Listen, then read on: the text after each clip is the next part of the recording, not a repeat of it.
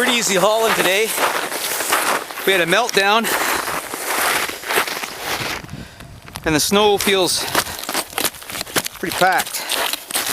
We only got about 8 inches.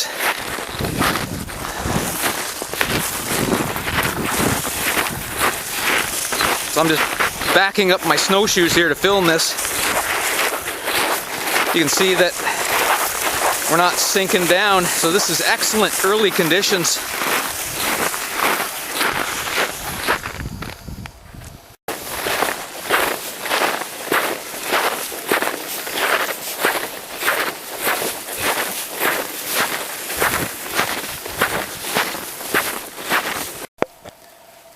Well, we found a spot just in from the lake, southern exposure.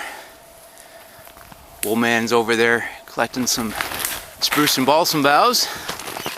My job is to get the tent pad ready. Now, there's hardly any snow to work with here. There's only, in the bush here, there's maybe 6 inches, which is highly unusual for end of December. But we found this flat mossy area without any dead logs. And lots of lab tea coming up through it. This is Labrador tea here. Try to get it in the sun. Not much sun to work with here. So I'm going to pack this with my snowshoes. Traditional snowshoes are better for this job, but I brought these because the snow was so shallow, and I didn't need much flotation, and these have a bear paw end so you can spin on a dime with them. So I brought these. I should have brought my traditional bear paws, but I thought we'd be in slush, but we weren't. So I'm going to pack this with my snowshoes and get the pad ready. So I used my little pack shovel here to just gather what little snow I could under the canopy here and scrape it in. Now I'm going to pack it with my snowshoes. Site is packed, ready to put the tent up. Going to keep my snowshoes on while I do this so I don't post hole that floor while it sets up. There's a sod cloth on these tents, and you turn it out and then you cover it with snow, as I've done on this side here. Yeah. And that'll set up, and it'll really seal out the drafts and hold the tent down really tight. It's amazing how solid the snow sets up. If you do forget your shovel, you can use your snowshoes to do this task. Woolman's laying in the boughs. Got a good stash.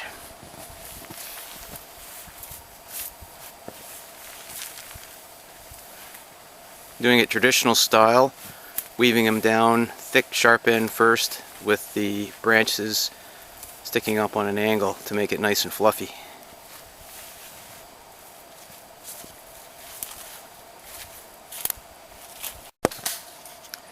In working with the stove, it can be quite sooty. I'm setting up the pipes there and setting up the stove in there, and that's one of the reasons why I wear my anorak, doing the camp chores and getting the tent set up. The wood around here. Yeah. And as I'm gabbing away in the forest, Woolman over there, who's got his nylon shell on for some inexplicable reason, is working hard gathering wood and telling me to get off the camera and get working, which is fair. Back to work. Setting up this stove. End of day 1. Sun going down at 5:15. Short days. Got the camp made. Hot tent set up. All the poles dragged in. We can cut them during the night and split them. Got our water hole cut. I'm just going for a water run here. It's about -20 right now. It's supposed to go down to -25 tonight.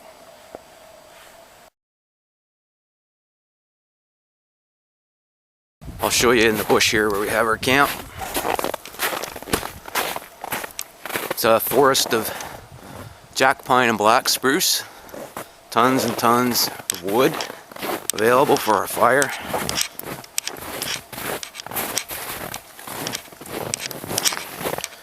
The idea is to tuck into the bush out of the wind, although we're in a hot tent, so wind is a minimal issue, but we needed a flat spot.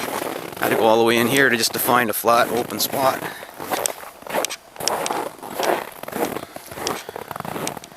Oh, I'll show you the wood supply.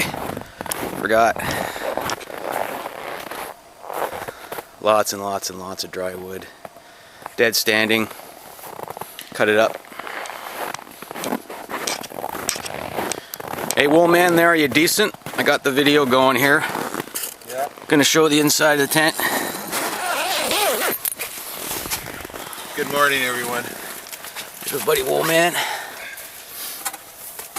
Right down to a single layer because it's nice and warm with the stove going. We already got our water all boiled up.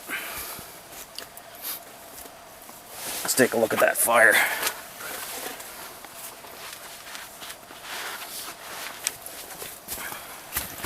Open it up so it doesn't smoke.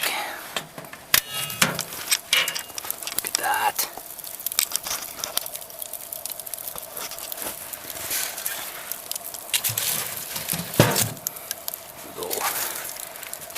It's minus 28 last night. No problem.